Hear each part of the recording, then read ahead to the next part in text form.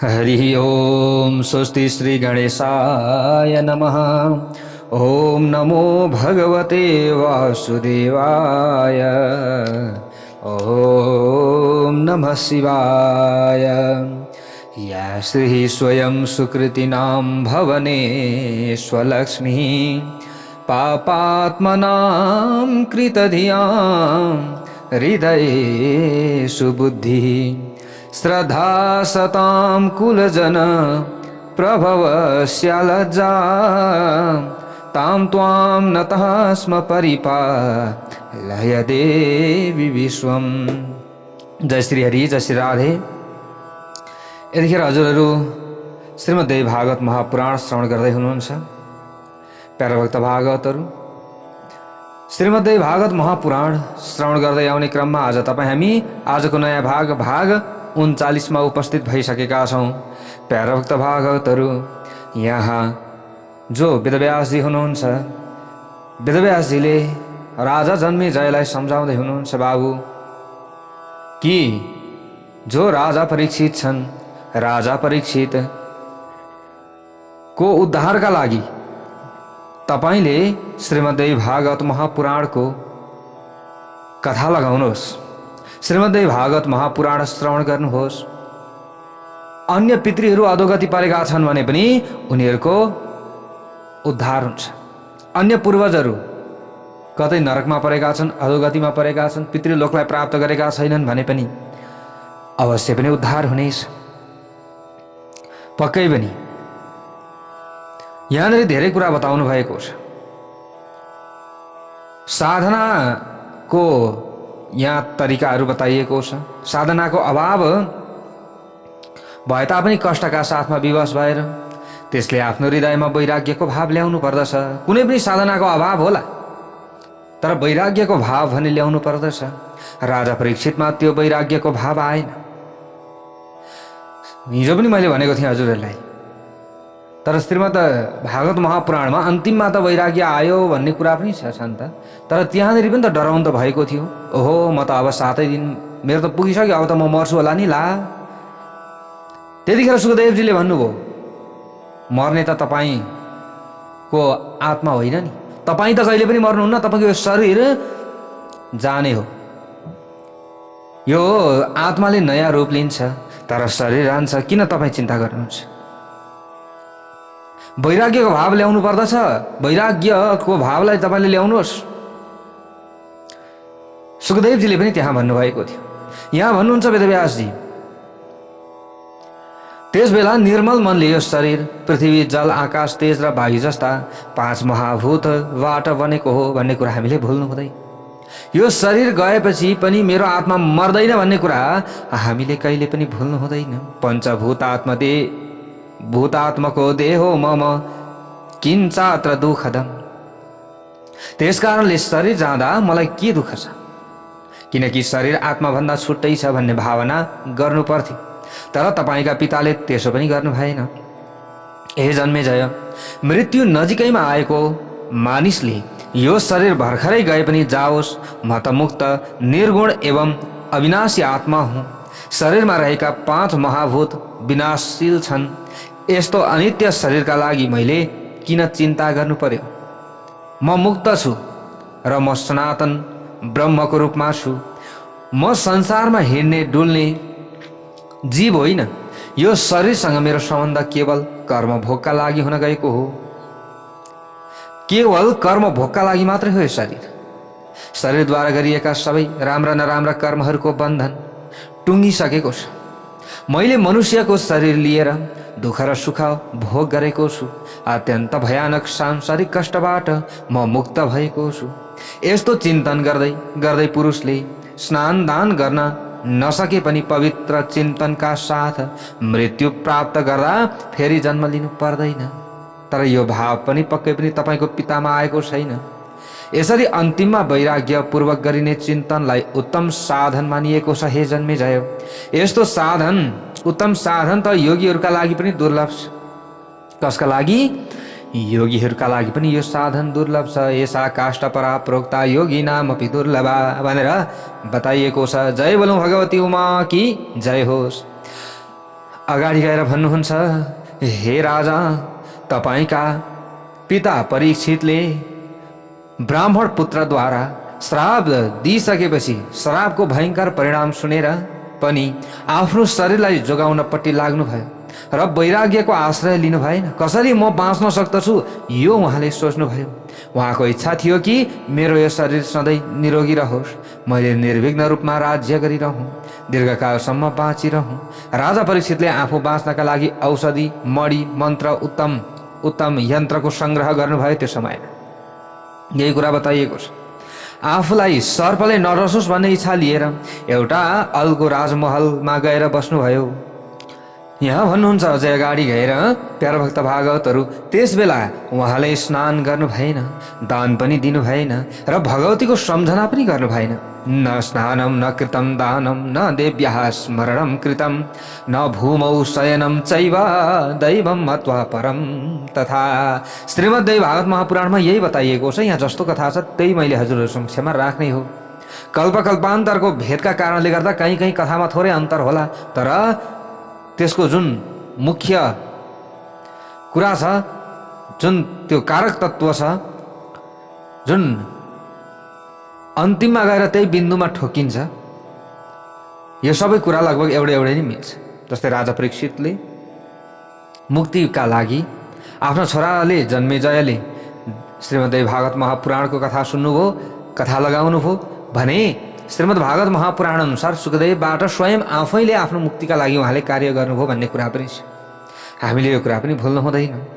Para भक्त भागवतहरू, यहाँ बताइयो दैवलाई सर्वस्व मानेर, हे जन्मेजय, तपाईँका पिताले भुइँमा पनि सुत्नु भएन होला पक्कै पनि। कलिको घोर प्रभावका कारण एउटा तपस्वीमाथि गरिएको अपमानपूर्ण व्यवहारले गर्दा मोहको डरलाग्दो सागरमा डुबेर महलमाथि रहे तापनि सर्पको डसाइका कारण उहाँको मृत्यु भएको छ। अकाल मृत्यु भयो नि त, सर्पले डसेर मृत्यु भयो। कहीँ लडेर, कहीँ झुन्डिएर, कतै चाहिँ गाडीले हानेर अथवा कहीँ न कहीँ त्यस्तो अकाल मृत्यु भएको छ भने उनीहरूका लागि हामीले केही न केही कार्य गर्नै पर्दछ, नत्र उनीहरू तर्न सक्दैनन्। यस्तो आचरण गर्ने मानिसले अवश्य नै नरकमा जानु पर्दछ। यसैले हे राजा, तपाईँले आफ्ना पिता परीक्षितको उद्धार गर्नुहोस्। तस्मात् तम पितरम पापात समुद्धर नृपोत्तम। यसरी यहाँनिर राजा जो जन्मेजय हुनुहुन्छ, जन्मेजयलाई वेदव्यासजीले भन्नुभयो। सुतजीले यो कथा नैमिषारण्यमा शौनकादि 88,000 ऋषिहरूलाई सुनाउँदै हुनुहुन्छ। इति श्रुत्वा वचस्तस्य व्यासस्यामित तेजसः शास्त्रुकण्ठोऽति दुःखार्तो बभुव जनमेजयः। हे नैमिषारण्यमा विराजमान हुनुभएका ऋषीश्वर हो, अत्यन्त तेजस्वी वेदव्यासका कुरा सुनेर महाराज जो जन्मेजय साह्रै दुखी हुन लाग्नुभयो। आँसुका धारा निरन्तर चलेका कारण उनको घाँटी पनि रोकियो। मनमा पश्चाताप गर्दै उहाँले भन्नुभयो, आज मेरो जीवनलाई धिक्कार छ। ओहो, धिगिदम जीवितम मेद्य, म यहाँ यस्तो राजा भएर रहेको छु र मेरा पिता नरकमा हुनुहुन्छ। यो त अचम्मको कुरा हो। अब मैले यस्तो उपाय गर्दछु कि जसबाट मेरा पिता परीक्षित स्वर्गमा जान सक्नुहोस्। तत्करोमि यथैवाद्य स्वर्गम यात्युत्तरा सुतः। उहाँले यो सोच्न लाग्नुभयो। जन्मेजयले अगाडि गएर भन्नुहुन्छ वेदव्यासजीलाई, हरिणा तु कथम यज्ञः कृतः पूर्वं पितामह जगत कारण रूपेण विष्णुना प्रभविष्णुना। हे वेदव्यास, हे मेरो भगवान, सम्पूर्ण जगतको कारण मानिनुहुने र अत्यन्त शक्तिशाली भगवान श्री विष्णुले प्राचीन समयमा देवी यज्ञ कसरी गर्नुभयो त? उसो भए हजुरले अगाडि मलाई भन्नुभएको थियो कि भगवान श्री विष्णुले पनि शक्ति प्राप्तिका लागि देवी यज्ञ गर्नुभएको थियो भनेर अगाडि नै हजुरले मलाई बताउनु भएको थियो। अहिले मलाई त्यो याद आयो, कसरी गर्नुभयो त? अब मैले पनि त गर्नु पर्यो। ए बुद्धिमान राजर्षि, उक्त देवी यज्ञमा कुन कुन ऋषि ब्राह्मणका रूपमा गएर बसेका थिए? कुन कुन वेदलाई राम्ररी जान्ने ऋत्विक विद्वानहरू कस्ता कस्ता थिए त्यहाँ? हे तपस्वी मुनीश्वर, मलाई हजुरले यी कुराको उत्तर दिनुहोस्। भगवान विष्णुद्वारा गरिएको देवी यज्ञको कुरा सुनेर मैले पनि सावधान भई भगवान विष्णुले स्वीकार गरेको विधि अनुसार देवी यज्ञ म पनि गर्नेछु भनेर जन्मेजयले यसरी प्रश्न गरेपछि अगाडि गएर श्री वेदव्यासजी भन्नुहुन्छ, राजन श्रीणु महाभाग्य विस्तरम परमाद्भुतम यथा भगवता यज्ञ कृतस्य विधिपूर्वकः। हे भाग्यशाली राजा जन्मेजय, तपाईँ के हुनुहुन्छ? भाग्यशाली हुनुहुन्छ। भगवान विष्णुले जुन विधिले देवी यज्ञ गर्नुभएको थियो त्यो विधिको विषयमा र त्यहाँ घटेको अद्भुत प्रसङ्गको विषयमा मबाट विस्तारपूर्वक तपाईँले श्रवण गर्नुहोस्। जब आदिशक्तिले ब्रह्मा विष्णु र शिवलाई अनेक शक्ति प्रदान गरेर विदा गर्नुभयो तब उत्तम विमानमा सवार भएका ती तीनवटै देवता ब्रह्मा विष्णु र शङ्कर स्त्री भावबाट पुरुष भावमा परिणत हुँदा भए। त्यसपछि तिनीहरू घोर महासागरमा पुगे। त्यहाँ पुगेर बस्नको लागि पृथ्वी पैदा गरे। त्यसमाथि आराम गर्नको लागि उत्तम धाम बनाए र त्यहीँ रहन लागे। त्यसै बेला देवीले पृथ्वीलाई टेकाउन भनी अचल आधार शक्तिलाई पृथ्वी मुनि पठाउनु भयो। तिनै आधार शक्तिको आडमा पृथ्वी पनि स्थिर हुन लागिन्। अघि मधु र कैटवको बोसोको संयोग भएका कारण पृथ्वीलाई मेदिनी भनिएको थियो र अहिले पनि मेदिनी भनिन्छ।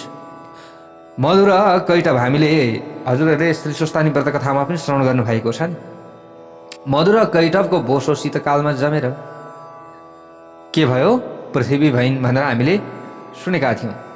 अनि पृथ्वीको नाम मेदिनी भएको थियो। पृथ्वीलाई मेदिनी नै भनिन्थ्यो पहिले पहिले। हेर्नुहोस्, पृथ्वीमा धारण गर्ने शक्ति भएका कारण धरा पनि पृथ्वीलाई भनिन्छ। उनी ज्यादै फैलिएका कारण उनलाई पृथ्वी पनि भनिन्छ। पृथ्वीको अर्थ के हो? विस्तारले फैलिएका कारणले गर्दा यो धरतीलाई पृथ्वी भनिन्छ। यो पृथ्वी ज्यादै पूजनीय भएका कारण यिनलाई मही पनि भनिन्छ। पृथ्वी शेषनागको टाउकोमा अडिएकी छन्। यिनलाई ठिक ठाउँमा राख्नका लागि वरिपरि विशाल पर्वत रचिएका छन्। जसरी काठको फल्याकलाई अड्याउन वल्लो छेउ पल्लो छेउ र माझमा फलामका काँटीहरू ठोकिन्छ, त्यसै गरी पृथ्वीलाई सुस्थिर बनाउन काँटी जस्तै गरी ठुला ठुला पर्वतहरूको रचना गरिएको छ। यसैले विद्वानहरू पर्वतलाई महीधर वा भूधर पनि भनेर भन्ने गर्दछन्। जय बोलौं भगवती दुर्गा माता की जय होस्। जात रूपमयो मेरु बहुयो जन विस्तरः कृतो मणिमहि श्रृङ्गैः शोभितः परमाद्भुतः। अत्यन्त अद्भुत सुमेरु पर्वत सुवर्णबाट तयार भएको छ। त्यसका चुचुराहरू मणिद्वारा तयार गरिएका छन्। त्यसको विस्तार अनेक योजनमा फैलिएको छ। सृष्टिको विस्तार कसरी भयो भन्ने कुरा बताउँदै श्री वेदव्यासजीले अगाडि गएर भन्नुहुन्छ, हे राजा जन्मेजय, सर्वप्रथम ब्रह्माजीका विख्यात मानसिक पुत्र मरीचि, नारद, अत्रि, पुलस्त्य, पुलह, क्रतु, दक्ष, वशिष्ठ आदि भए। त्यसपछि मरीचिका छोरा कश्यप भए अनि दक्ष प्रजापतिका 13वटी कन्या थिए, यसरी बताइएको छ। अनि तिनै कन्याहरूबाट अनेक देवता र दैत्य पैदा भए। त्यसपछि संसारमा कश्यप ऋषिको सृष्टि फैलियो। त्यस सृष्टिमा मनुष्य, पशु र सर्प आदिका भेदले अनेक प्राणी पैदा भए। ब्रह्माले दायाँ तर्फको आधा शरीरबाट स्वयम्भुव मनु र आधा शरीरबाट शतरूपा महारानीको जन्म भयो। ब्रह्माजीको दायाँ र बायाँ तर्फबाट मनु र शतरूपा। अब यस्तै प्रकारले यी स्वयम्भुव मनु र शतरूपाबाट प्रियव्रत र उत्तानपाद नाम भएका 2 छोरा उत्पन्न भए। त्यसै गरी अत्यन्त सुन्दरी 3वटी छोरी भए। विष्णुको नाइटोमा कमलबाट उत्पन्न हुनुभएका ब्रह्माजीले यसरी प्रारम्भिक सृष्टिको रचना गर्नुभयो। सुमेरु पर्वतको शिखरमा अत्यन्त राम्रो ब्रह्मलोक तयार गर्नुभयो। कसले? ब्रह्माजी। प्यारा भक्त भागवतहरू, भगवान श्री विष्णुले पनि भगवती लक्ष्मीसँग विहार गर्न सुहाउने वैकुण्ठ लोकको निर्माण गर्नुभयो। यो वैकुण्ठ लोक अत्यन्त राम्रो उत्तम क्रीडाभूमि भएको र सबै लोकहरूभन्दा माथि विराजमान छ। फेरि शिवजीले पनि हिमालयमा कैलाश नामक एउटा उत्तम धामको निर्माण गर्नुभयो, जुन कैलाशमा आफू शिवजी भूतगणका साथमा रही आफ्नो इच्छाअनुसार विहार गर्न लाग्नुभयो। सुमेरु पर्वतकै शिखरमा देवताहरू बस्ने स्वर्गको निर्माण गरियो। त्यसलाई देवलोक अथवा इन्द्रलोक भनिन्छ। त्यो देवलोक अनेक रत्नहरूले सुहाएको थियो। त्यसमा इन्द्र महाराजका लागि दरबार तयार गरियो।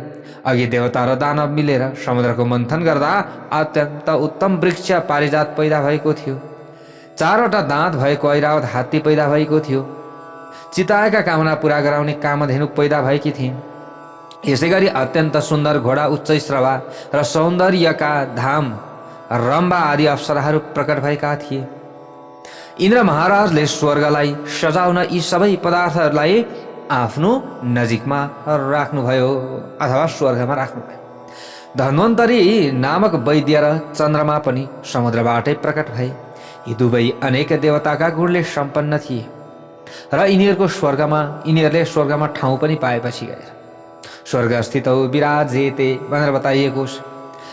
अगाडि भन्नुहुन्छ एवं सृष्टि समुत्पन्ना त्रिविधा नृपसत्तमा देवतिर्यङ मनुष्यादि भेदैर विविध कल्पिता।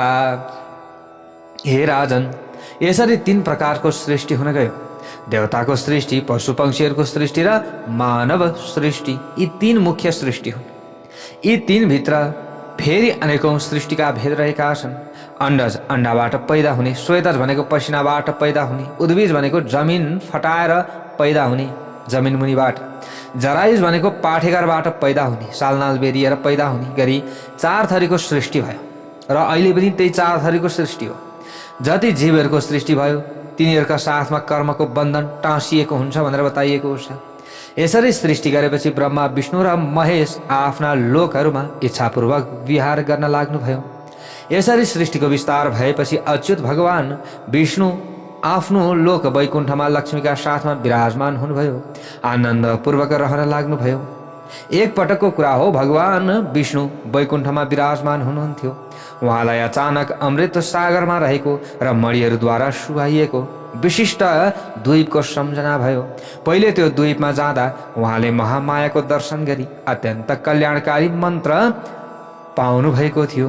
त्यसपछि जुन भगवतीले उहाँलाई पुरुषबाट नारी बनाइदिनु भयो, त्यस्तै परम शक्तिको याद गरेर लक्ष्मीका प्यारा भगवान विष्णुले आफ्नो मनमा अम्बा यज्ञ गर्ने निधो गर्नुभयो।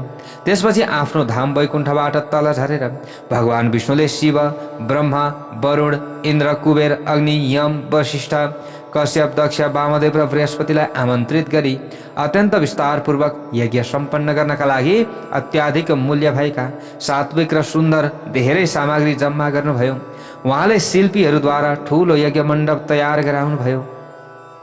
भगवानका अत्यन्त भक्त र व्रत उपवास गर्न सिपालु 27 जना ऋत्विकलाई वरण गर्नुभयो। त्यसपछि अग्निस्थापनाका निमित्त इष्टका चयन गरी ठुला ठुला वेदीहरू बनाउनुभयो। ब्राह्मणहरू बीज मन्त्रसहित देवी मन्त्रको जप गर्न थाले। त्यो समयमा विधिवत उत्तम संविधा राखी यज्ञ कुण्डमा जलाइएको अग्निमा ब्राह्मणहरूले आफ्ना इच्छा अनुसार चरुको आहुति दिन थाले। यसरी ब्राह्मणद्वारा सम्पन्न गरिएको होम कृत्य समाप्त भएपछि भगवान श्री विष्णुलाई सम्बोधन गर्दै मधुर अक्षर जो अस्पष्ट स्वरले युक्त भएको आकाशवाणी सुनियो। त्यो समयमा भगवान श्रीहरि विष्णुलाई लक्षित गर्दै त्यो आकाशवाणी भयो। आकाशवाणीले भनिरहेको थियो, हे हरि, हे विष्णु, हजुर सबै देवताभन्दा उत्तम देवता हुनुहुनेछ, किनभने हजुरले अम्बा यज्ञ गर्नुभएको छ।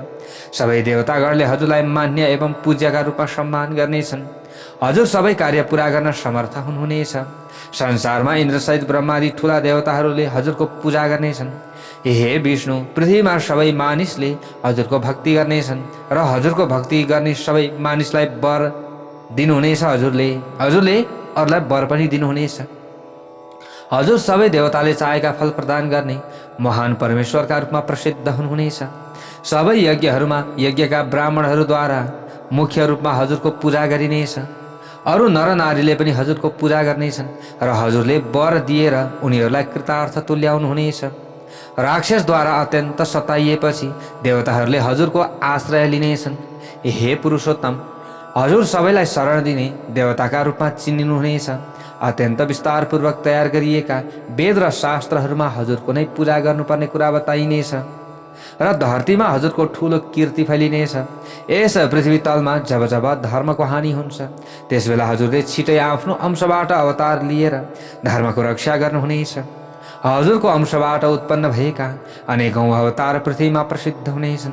हे मधुसूदन, ती सबै अवतारहरूमा मेरो अंशबाट उत्पन्न भएका शक्तिहरू हजुरका सहयोगी बनेर रहनेछन् र तिनले हजुरका सम्पूर्ण कार्य सम्पन्न गर्नेछन्। ती स्थापना गरिएका शक्तिहरू वाराही, नृसिंही आदि नामबाट प्रसिद्ध हुनेछन्। ती शक्ति वाराही, नृसिंही आदि नामको भेदबाट हजारौंको संख्यामा रहनेछन्। यति भन्ने नै हुँदैनन्, हजारौं रहनेछन्। ती शक्तिहरू सबै प्रकारका गहनाहरूले सजिएर भव्य स्वरूप एवं अनेकौं शस्त्र अस्त्रले सुसज्जित हुनेछन्। हे विष्णु, हजुर तिनै शक्तिहरूको सम्पर्कमा सधैँ रहनुहुनेछ। हे माधव, मैले दिएको वरदानका कारण हजुर जस्ता देवताहरूका सबै कार्य पूरा हुनेछन्। हे श्रीहरि विष्णु, तपाईले थोरै मात्र पनि अभिमान गरेर शक्तिहरूको अपमान नगर्नुहोला। यदि अपमान गर्नुभयो भने फेरि दुःख पाइनेछ। त्यसको सट्टा अनेक रूपबाट प्रयत्नपूर्वक शक्तिको पूजा गर्नुहुनेछ हजुरले। यदि पूजा गर्नुहुन्छ भने राम्रो हुँदै जानेछ। समस्त कामनालाई प्रदान गर्ने ती शक्तिहरूको भारतवर्षमा मानिसहरूले अनेक प्रतिमा तयार गरेर प्रतिष्ठा गरी पूजा सञ्चालन गर्नेछन्। हे उत्तम देवता, यी शक्तिहरूको साथमा हजुरको कीर्ति पृथ्वी मण्डलका सबै सातै लोकमा फैलिनेछ। पृथ्वी लोकमा सहित सातै लोकमा फैलिन्छ। हे महान भाग्यशाली देवता, भूमण्डलमा सकाम धर्म गर्ने मानिस आफ्नो व्रतलाई पूरा गराउनका लागि हजुर र हजुरका शक्तिहरूको निरन्तर उपासना गर्नेछन्। त्यसपछि देवी र हजुरको कीर्ति पृथ्वी मण्डल र भूमण्डलमा व्यापक रूपमा सबैले थाहा पाउनेछन्। हे महाभाग, भूमण्डलमा कामना लिएर धर्म गर्ने मानिस आफ्नो मनोरथलाई पूरा गराउन हजुरको शक्तिको निरन्तर उपासना गर्नेछन्। हे हरि, तिनै मानिसहरूले पाञ्चायन देवताको पूजा गर्दा अनेक भाषामा अनेक थरी स्तुति पढेर त्यसपछि वैदिक मन्त्र र राम नामको जप मन्त्रद्वारा पूजा गर्नेछन्।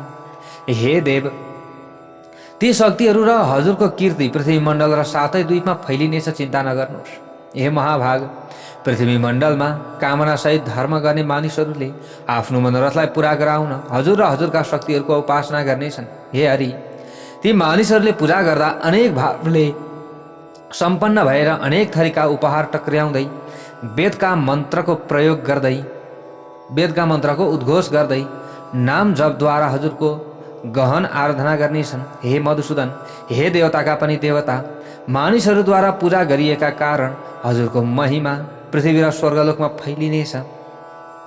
यसरी आशीर्वाद प्राप्त गर्नुभयो भगवान श्रीहरि विष्णुले। यसरी भगवान विष्णुलाई वरदान दिएर आकाशवाणी मौन भयो। लहेर्नुहोस् है, आकाशवाणी सुन्नसाथ भगवान विष्णु पनि प्रसन्न हुनुभयो। त्यसपछि अम्बा यज्ञको विधिपूर्वक आरम्भ पछाडि समापन गरेर देवता, ब्रह्मपुत्र र मुनिहरूलाई विदा गरेर सबै कार्य पूरा गर्नमा समर्थ र गरुडमा सवार हुनुहुने भगवान विष्णु आफ्ना सेवकहरूका साथमा वैकुण्ठ लोकमा जानुभयो। जय बोलो भगवती अम्बा की जय होस्। भगवान विष्णुद्वारा आरम्भ गरी समापन गरिएका अम्बा यज्ञको विस्मयपूर्वक चर्चा गर्दै ती सबै देवता आफ्ना लोकतर्फ गए। त्यो समयमा ओहो, कति राम्रो यज्ञ भएको, फेरि आकाशवाणी पनि भएको र सर्व पूजित यानि कि सबैभन्दा श्रेष्ठ देवताको रूपमा भगवान श्रीहरि विष्णुलाई मानिनेछ भन्ने कुरा पनि हामीले सुन्यौँ। देवताहरूले यो एक आपसमा अब कुरा गर्दै आफ्नो लोकतर्फ लागिरहेका छन्। मुनिहरू पनि आफ्ना आश्रमतर्फ गए। प्यारा भक्त भागवतहरू यस्ता कुरा गर्दै गर्दै आकाशबाट प्रकट भएको र कानलाई निकै प्यारो लाग्ने अत्यन्त स्पष्ट आकाशवाणी सुनेपछि सबैको हृदयमा परा प्रकृति भगवती प्रति भक्तिभाव प्रकट भयो। त्यो समयमा पक्कै पनि भगवती हुनुहुन्छ बोल्ने। हे नैमिषारण्यमा बस्ने ऋषिहरू हो, भगवानको महिमा बुझेपछि यज्ञमा रहेका ब्राह्मण र मुनिहरूले अत्यन्त भक्ति पारायण भएर भगवतीको पूजा गरे। त्यो समयमा यस्तो भगवतीको पूजाबाट मानिसहरूले निश्चय नै आफूले चाहेका कुरा पूरा गर्दछन्। तस्या कामम निखिल फलदम चागमोक्तम मुनिन्द्रः भनेर श्रीमद्देवी भागवत महापुराणमा यसरी बताइएको छ। अगाडि गएर जन्मेजयले फेरि भन्नुहुन्छ, श्रुतो वै हरिणा क्लृप्तो यज्ञो विस्तरतो द्विजा महिमानं तथाम्बाया वद विस्तरतो मम। भगवान विष्णुले गर्नुभएको देवी यज्ञको विषयमा मैले हजुरको मुखबाट विस्तारपूर्वक सुने। हे मेरो भगवान, अब मलाई विस्तृत रूपमा भगवतीको कथा सुनाउनुहोस्। म कथा सुन्न चाहन्छु, ताकि मैले कथा सुने भने पितृहरू पनि प्रसन्न बन्नुहुने रहेछ, पितृहरूले पनि मुक्ति पाउनुहुने रहेछ, उहाँहरूलाई पनि शान्ति मिल्ने रहेछ र हामीले आशीर्वाद प्राप्त गर्ने रहेछौँ। त्यसैले देवी कथा भरपूर रूपमा पूरा रूपमा हजुरले श्रवण गराउनुहोला। हे वेदव्यासजी, देवीको चरित्र सुनेर मलाई पनि भव्य रूपमा देवी यज्ञ गर्न मन लागेको छ। यसरी देवी यज्ञ गर्दा म पनि मानसिक रूपबाट शुद्ध हुनेछु भन्ने मलाई लागेको छ। पहिले मानसिक रूपमा शुद्ध हुनु पर्यो। त अगाडि गएर वेदव्यासजीले भन्नुहुन्छ, श्रेणो राजन प्रवक्ष्यामि देव्यास चरितमुत्तमम् इतिहासं पुराणञ्च कथयामि सुविस्तरम्। हे राजा जन्मेजय, म देवीको उत्तम चरित्रको विषयमा तपाईँलाई सुनाउनेछु र विस्तारपूर्वक इतिहास एवं पुराणका कुराहरू पनि सुनाउनेछु। कोशल देशमा सूर्य वंशमा उत्पन्न अत्यन्त तेजस्वी महाराज पुष्यका छोरा ध्रुव सन्धि नाम गरेका एकजना राजा हुनुहुन्थ्यो। यी धर्मात्मा, सत्यनिष्ठ, वर्ण एवं आश्रममा धर्मको आरक्षामा सक्रिय रहने राजा, पवित्र व्रत र उपासनामा लागिरहन्थे। यस्ता उत्तम गुणले सम्पन्न राजा ध्रुव सन्धिले ऐश्वर्यले भरिभराउ भएको अयोध्या नगरलाई राजधानी बनाएर कोशल देशको शासन सञ्चालन गरेका थिए। यस्तो थियो, वेदव्यासजीले सुनाउँदै हुनुहुन्छ, ध्रुव सन्धिको राज्यमा ब्राह्मण, क्षत्रिय आदि गरिएका चारै वर्णका व्यक्तिहरू सबै आफ्नो जीविकामा तत्पर रहेर धर्मपूर्वक आचरण गरिरहेका थिए। ध्रुव सन्धिको राज्यमा कतै पनि चोर, निन्दक, धूर्त, पाखण्डी, कृतज्ञ र मूर्ख मनुष्य निवास गर्दैनथे।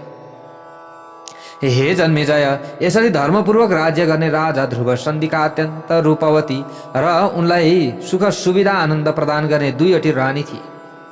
उनकी जेठी धर्म पत्नीको नाम मनोरमा थियो भने उनी रूपवती र विदुषी पनि थिइन्।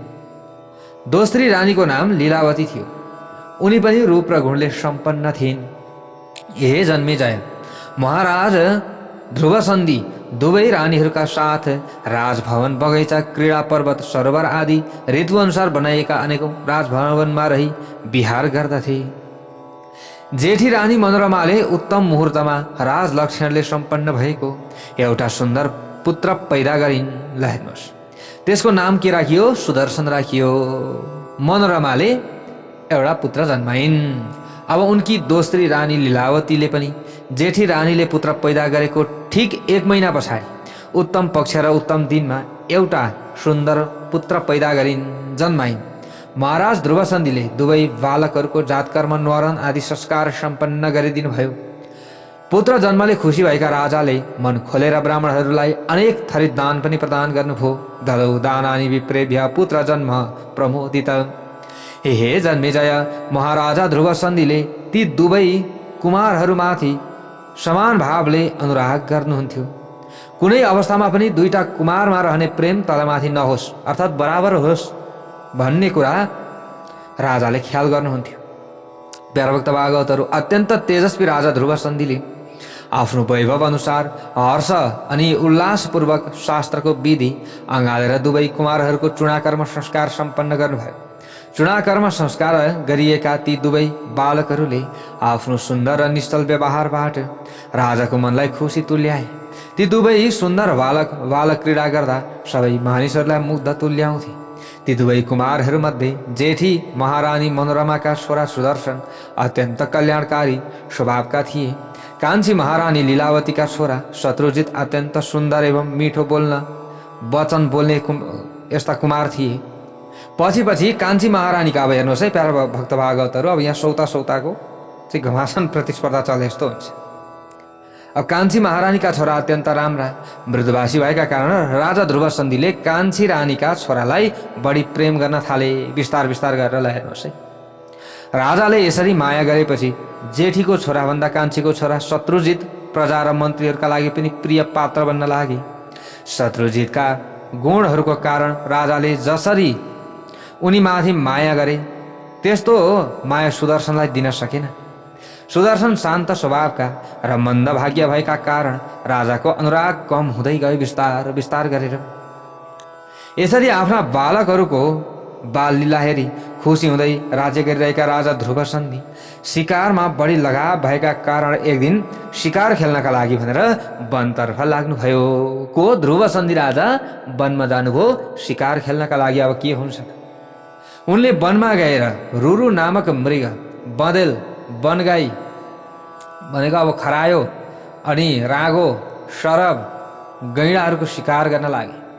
एक दिन जब महाराजा बाक्लो र डरलाग्दो वनमा शिकार खेलिरहनु भएको थियो त्यसै बेला अत्यन्त रिसाएको एउटा सिंह वनको कुञ्जबाट बाहिर आयो। सिंहलाई देख्न साथ ध्रुवसन्धिले बाण प्रहार गर्न त अनि घाइते पनि भयो सिंह। बाण हानेर घाइते भएको त्यो सिंह अत्यन्त अब क्रोधित भयो, रिसायो र उनकै सामु आएर मेघ गर्जे झैँ गर्न लाग्यो। एकदम झम्टिन लाग्यो। अब हेर्नुहोस्, आफ्नो पुच्छर उचालेर गर्दनका रौँलाई फैलियाएर उभिएको र ज्यादै रिसाएको त्यो सिंहले राजालाई मार्न भनी उफ्रेर उनीमाथि झम्टियो। राजामाथि झम्टियो सिंह। सिंहलाई आफूमाथि आइरहेको देखेर राजाले पनि तत्काल आफ्नो हातमा तरबार धारण गरे र बायाँ हातमा ढाल लिएर दोस्रो सिंह बनिकन उभिए। वाको त्यो चाला देखेर उनीसँग आएका सेवकहरू पनि रिसाए र अत्यन्त रिसको बेगमा उनीहरूले आफ्ना धनुबाट सिंहमाथि बाण प्रहार गर्न थाले। ल हेर्नुहोस् है प्यारा भक्त भागवतहरू, दुवै पक्षमा अब घात प्रतिघात भएको देखेर सबै प्राणीहरू आत्तिए। त्यो समयमा हाहाकार मचिन लाग्यो। दुवैतर्फबाट डरलाग्दा प्रहार हुन थाले। यसै बिचमा अचानक डरलाग्दो सिंह राजामाथि चढ्न पुग्यो। राजामाथि आक्रमण गरेरै छाड्यो सिंहले। आफूमाथि चढेको देखेर राजाले तरबार उठाएर सिंहमाथि प्रहार गर्नुभयो। सिंहले पनि राजाको नजिकमा आए आफ्ना डरलाग्दा र तिखा नङ्ग्राले थिचेर राजाको शरीरलाई घाउ तुल्याइदियो। सिंहका नङ्ग्राको प्रहारका कारण घाइते भएका राजा भुइँमा लडे र तुरुन्तै तिनको मृत्यु पनि भयो। ल हेर्नुहोस् है, ध्रुवसन्धिको मृत्यु भयो। राजाको मृत्यु भएको देखेर सबै सेनाका जवानहरू क्रुद्ध भए। उनीहरूले पनि बाणद्वारा सिंहमाथि भीषण प्रहार गरे। यसरी प्रहार गर्दा राजा ध्रुवसन्धिलाई मार्ने सिंह पनि के भयो, मारियो। सिंह पनि मर्यो, राजा पनि मरे। दुवै योद्धाहरू मरे। त्यस पछाडि दरबारमा फर्केर आएका सेनाका जवानले मन्त्रीहरूलाई वनमा घटेको सारा घटना उनीहरूले सुनाउँदा भए। ल हेर्नुहोस्, परलोकगतम भूपम श्रुत्वा ते मन्त्री सत्तमा। राजाको परलोक गमनको समाचार सुनेर ती श्रेष्ठ मन्त्रीहरूले राजाले वनको जुन ठाउँमा प्राण त्याग गरेका थिए त्यहाँ गएर दाह संस्कार सम्पन्न पनि गरिदिए। त्यसै वनमा गएर राजाका गुरु वशिष्ठले पनि राजालाई परलोकमा सुख दिने उद्देश्यले सबै किसिमका श्राद्ध र मृत्युपछि गरिने कृत्य विधिपूर्वक सम्पन्न गराउनुभयो। अब यसरी मृत्यु उपरान्त गरिने क्रिया सम्पन्न भएपछि प्रजा, मन्त्रीगण र महामुनि वशिष्ठले तिनका जेठा छोरा सुदर्शनलाई राजा बनाउने उद्देश्यले आपसमा विचार विमर्श गर्न लाग्नुभयो। किनभने जेठो छोरो राजा हुनुपर्दछ भन्ने मान्यता थियो। उत्तम स्वभावका मन्त्रीहरूले भने कि जेठा राजकुमार सुदर्शन महाराजाकी जेठी धर्मपत्नी मनोरमाका पुत्र हुन्। यिनको स्वभाव शान्त छ र राजामा हुनुपर्ने सबै लक्षणले सम्पन्न पनि छन्। सबै प्रकारको गुण छ यिनमा। त्यसैले जेठा राजकुमारलाई नै राजा सिंहासनमा बसाउनु पर्दछ भन्ने कुरा हो सबै। गुरु वशिष्ठले पनि भन्नुभयो कि महाराजका जेठा छोरा सुदर्शन नै राजगद्दीका अधिकारी हुन सक्दछन्। बालक भए तापनि धर्ममा आस्था राख्ने राजकुमारलाई नै राजगद्दीको अधिकारी बनाउनु पर्दछ।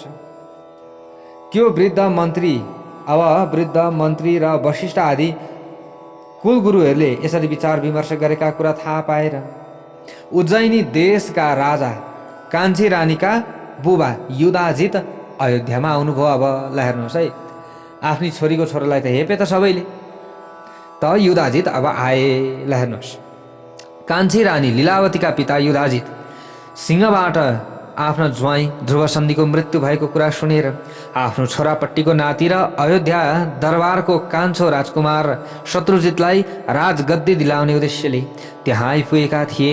ल हेर्नुहोस् है, कान्छी पत्नी लीलावतीका पिता हुनुभयो।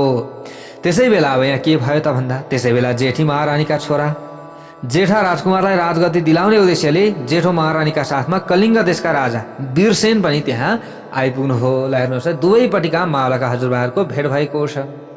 अब दुवैजनालाई यहाँनिर राजगद्दीमा बसाउने भन्ने यहाँ होडबाजी चलेको छ। आफ्ना सेनाहरू लिएर आएका सेनापतिहरू एक आपसमा डराइरहेका थिए, भा युद्ध पो भइहाल्छ कि, भा केही पो भइहाल्छ कि भनेर यस्तो त्रासको वातावरण छ एकातिर। अब यहाँबाट उताको कथा भोलि हामीले श्रवण गर्नेछौँ। जय बोलौँ भगवती उमा की जय होस्।